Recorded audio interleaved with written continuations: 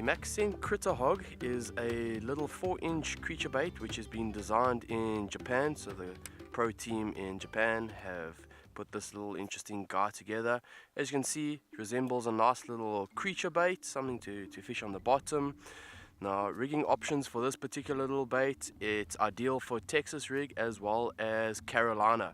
Obviously, depending where you're fishing, you're going to Texas rig it on anything from 10 up to 17 pound line if you're doing heavy pitching.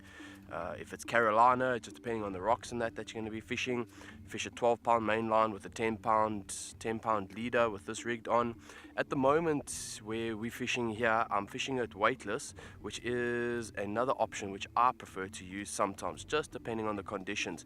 But now the reason why I'm fishing it weightless here, there's a lot of rocks, the fish are up shallow, so I don't want to Texas rig so it's going to get down into those rocks and get snagged. So I just want something that's going to be a little bit more finesse, something that's not going to sink into the rocks, and that's why I'm fishing it weightless.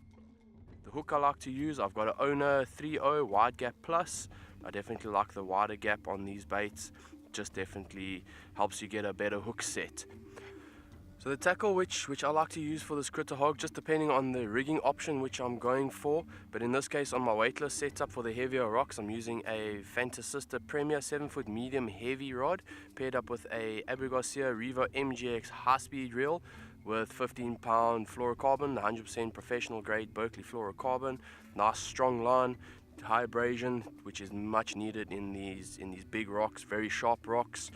On your Carolina rigs and your Texas rigs, just depending on your personal preference, but anything from a 7-foot up to a 7.3, even a 7.6. Some guys like to use a 7'6" casting rod for the Carolina rigs, which is perfect.